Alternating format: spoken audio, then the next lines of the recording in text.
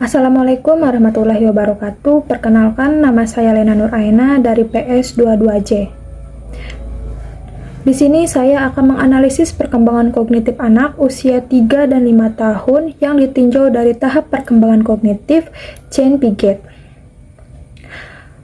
Analisis ini saya buat guna memenuhi tugas perkembangan anak yang diampu oleh dosen Ibu Puspa Rahayu. Teori perkembangan kognitif menurut Jane Piaget. Menurut Jane Piaget ada 4 tahap teori perkembangan kognitif.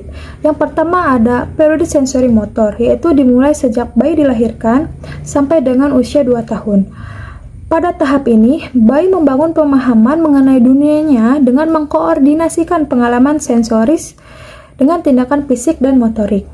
Progres bayi pada tahap ini mulai dari tindakan refleks nerulia sejak dilahirkan hingga permulaan pemikiran simbolik. Lalu yang kedua ada periode praoperasional dimulai pada usia 2 sampai dengan 7 tahun. Pada tahap ini, anak mulai menunjukkan dunianya melalui kata-kata dan juga gambar. Yang ketiga ada periode operasional konkret, yaitu dimulai pada tahun ke-7 dan juga sampai dengan tahun ke-11. Pada tahap ini, anak dapat menalar secara logis mengenai peristiwa konkret dan mengklasifikasikan objek-objek ke dalam bentuk yang berbeda. Lalu yang keempat ada periode operasional formal, yaitu pada usia 11 tahun sampai dengan dewasa. Dalam tahap ini, remaja bernalar secara lebih abstrak, idealis, dan juga logis. Misalnya, mengembangkan gambaran mengenai keadaan yang ideal.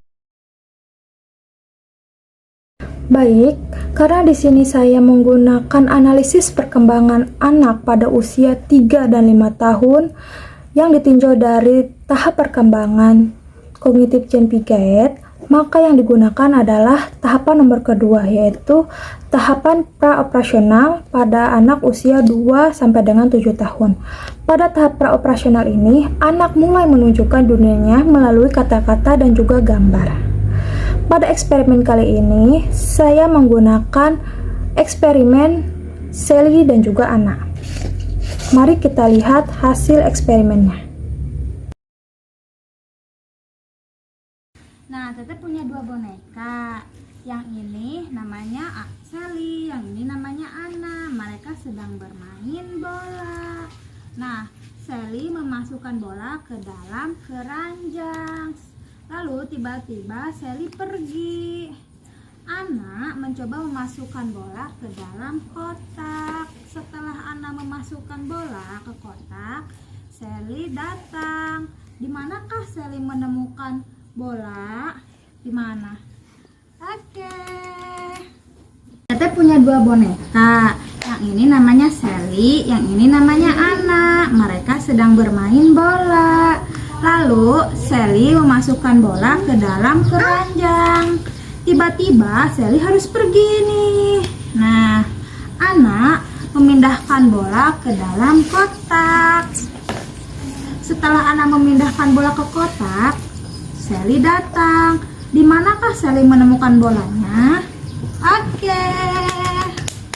Baik, setelah saya melakukan eksperimen menggunakan permainan Sally dan Anna kepada anak usia 3 dan 5 tahun, saya dapat menganalisis perbedaan kognitif anak usia 3 dan 5 tahun.